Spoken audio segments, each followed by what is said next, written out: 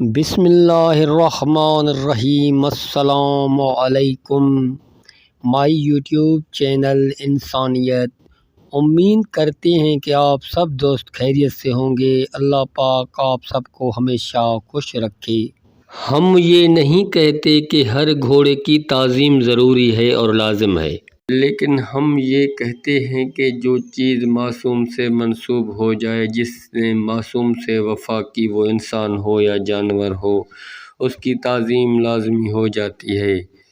جس طرح عام کپڑے کی کوئی عزت نہیں ہوتی، لیکن اگر آپ کوئی کپڑا بازار سے خرید لاتے ہیں اور قرآن پاک کو وہ لپیٹ دیتے ہیں تو اس کپڑے کی عزت ہو جاتی ہے، کیونکہ کپڑے کی عزت تو کیا ہوتی ہے، لیکن اگر وہ قرآن پاک سے مس ہو گیا، اس کی نسبت اللہ کے پاک کتاب سے ہو گئی تو اس کی تعظیم کرنا لازم ہو جاتی ہے۔ میں ایک عام مثال دیتا چلوں کہ ایک اینٹ ہوتی ہے جو بلڈنگ میں استعمال کی جاتی ہے، اس کی کوئی عزت نہیں ہوتی، جہاں دل چاہے پھینک دو، لیکن جب وہ اینٹ صاف کر کے مسجد میں لگا دو تو اس کی تعظیم بڑھ جاتی ہے۔ اس اینٹ کی تو کوئی عزت نہیں ہوتی، لیکن مسجد سے منسوب ہوگا کیونکہ مسجد اللہ کا گھر ہے تو اس کی عزت کرنی پڑتی ہے۔ اسی طرح اگر آپ کوئی کمرہ بناتے ہیں تو اس کمرے کی کوئی عزت اور تعظیم نہیں ہوتی، لیکن اس کمرے کو اگر مسجد کا نام دیا جائے اور اس میں اللہ کی عبادت ہو تو وہی تعظیم کے لائق بن جاتی ہے، کیونکہ تعظیم اس چیز کی جاتی ہے جو اللہ سے منسوب ہو یا اللہ کے پیارے بندوں سے منسوب ہو۔ جس طرح حضرت ابراہیم کی قربانی اسلام کی بڑی قربانی ہے۔ حضرت ابراہیم نے جو دمبا ذبح ہو گیا اور یہ عید ہو گئی اور قربانی قبول ہو گئی، تو آج کروڑوں مسلمان دمبا ذبح کر کے قربانی کرتے ہیں اور مختلف طریقوں سے کوئی نہ کوئی جانور ذبح کر دیتے ہیں۔ تو یہ وہ جانور تو نہیں ہے جو حضرت ابراہیم نے ہی ذبح کیا تھا، لیکن نسبت اسی سے دیتے ہیں، کیونکہ آج وہ جانور کہاں سے آئے گا، وہ ایک تھا تو وہ جانور اب کہاں سے لائیں۔ بس اللہ تعالیٰ نے کہا کہ آپ اسی شکل و صورت کا اور اسی نسل کا یا اسے ملتی جلتی نسل کا جانور کوئی ذبح کر دیتے ہیں تو میں اللہ آپ کی قربانی قبول کروں گا، اور نسبت تو حضرت ابراہیم سے ہی ہے۔ جس طرح مسجد ہے، اگر کعبے میں نماز پڑھی جائے تو کعبۃ اللہ میں پوری دنیا کے مسلمان کہاں پہنچ سکتے تھے۔ اللہ نے کہا مسجد نبوی بناؤ، مسجد کوفہ بناؤ۔ اگر آپ اب بھی دور جاتے ہوں تو کسی اور جگہ مسجد بناؤ، کسی اور ملک میں بناؤ، پوری دنیا میں مسجدیں بن گئی۔ یہ شبیہ بھی بنتی آئی، یہ کوئی شبیہ بنانا کوئی بدعت نہیں ہے۔ آپ دیکھ سکتے ہر مذہب میں یہ چیزیں بنائی جاتی ہے، کسی پر اعتراض کرنے کی کوئی ضرورت نہیں ہے۔ مسجد ہو یا قرآن پاک، دیکھیں کہ وہ قرآن پاک جو قرآن پاک لکھا گیا تھا، اگر وہ ایک قرآن پاک پوری دنیا میں ہوتا تو مسلمان اس سے شفاعت، اس سے فائدہ حاصل کرنے کے لیے وہاں جاتے، تو اللہ پاک نے آسانی کے لیے کہہ دیا کہ وہ قرآن پاک آپ لکھیں اسی طرح جس میں زیر زبر کا بھی کوئی فرق نہیں ہے، بس آپ اپنے گھر میں رکھیں، دنیا کے کسی حصے میں بھی رہتے ہیں، میں اللہ آپ کا وہ بھی قبول کروں گا، وہ سبق بھی آپ یاد کر لیں، وہی قرآن میرا قرآن ہے، وہ بھی اس سیم قرآن جیسا ہی ہے، بس آپ ہدایت پاتے رہیں۔ اسلام نے آپ کی آسانی کے لیے یہ چیزیں کی ہے، یہ شبیہ یہی ہوتی ہے، یہ وہ قرآن ایک نہیں ہے، اس سے نسبت کرتا ہوا آج تک یہ قرآن پاک ہے، اور وہ آج تک ہے، اس میں کوئی زیر زبر کا فرق نہیں ہے۔ اسی طرح دمبا وہ نہیں ہے، لیکن وہ قربانی صحیح ہے، آج تک وہ قربانیاں ہوتی آ رہی ہیں۔